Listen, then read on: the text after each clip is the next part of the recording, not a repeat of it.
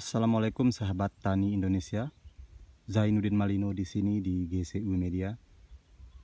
Video kali ini ialah video pendek yang saya akan membantu menjelaskan bagaimana kita mengenal secara dini atau lebih cepat terhadap padi yang bakal terkena penyakit keasam-asaman.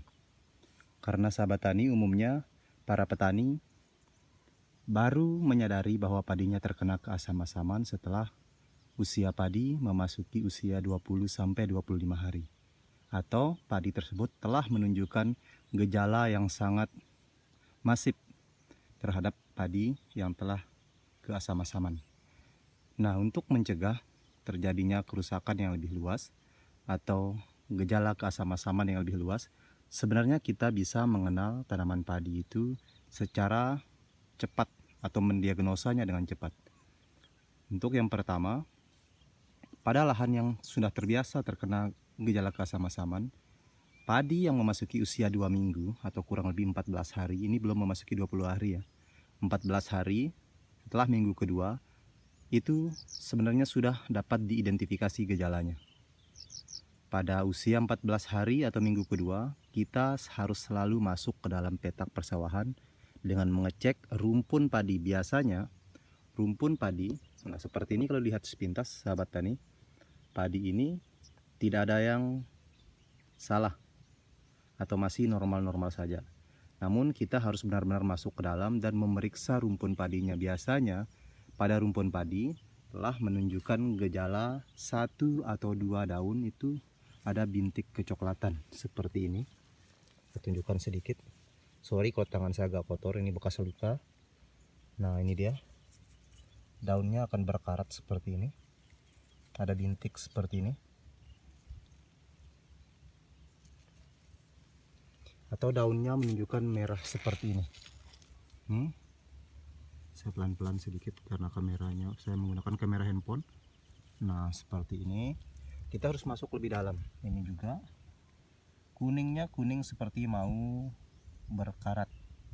Itu terjadi pada usia 14 hari setelah tanam atau minggu kedua. Mulai dari usia 14 dan seterusnya sebelum 20 itu sudah bisa diidentifikasi. Nah, kalau tanaman padi kita seperti itu atau ciri seperti ini dia. Ini belum terlalu parah sahabat tani. Kalau parah nanti semua rumpun ini akan warnanya merah atau kecoklatan. Ini baru 1-2 daun. Nah, mumpung 1 atau 2 daun dalam satu rumpun sudah terlihat gejalanya, kita harus mengambil langkah yang cepat. Saya perlu jelaskan sedikit, nanti deskripsi yang lebih detailnya atau penjelasan lebih detail tentang penanganannya saya akan memberikan link di kolom deskripsi.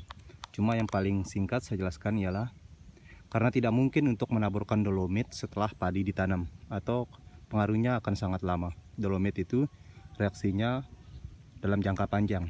Nah, kita untuk menangani atau menyelamatkan padi ini dalam satu musim tanam, sebaiknya kita menyemprotkan pupuk mikro zinc sulfat. Dan ini baru saja saya semprotkan.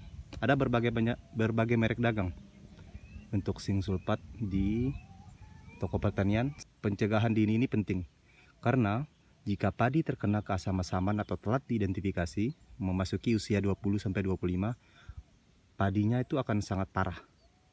Semakin lama dia akan semakin kerdil dan pertumbuhannya pasti atau akan sangat terganggu, dan itu mengurangi jumlah anakan dan berdampak pada produktivitas hasil panen. Oke sahabat tani, jangan lupa untuk mengecek tanaman padi kalian setelah memasuki usia 2 minggu. Jangan mengeceknya di pematang, masuklah ke dalam sawah dengan memperhatikan di rumpun-rumpun tanaman padi. Jika sudah muncul gejala seperti tadi 1 atau 2 daun, segera tanggulangi dengan menyemprotkan zinc sulfat atau pupuk mikro. Oke, demikian video ini saya buat sahabat tani, semoga bermanfaat. Walaupun sebenarnya tadi saya bilang ini video pendek, durasinya sekarang sudah memasuki 5 menit. Yang penting manfaatnya. Kalau kalian suka dengan video ini boleh di subscribe, jika tidak masalah. Yang penting kita berbagi informasi dan salam satu lumpur.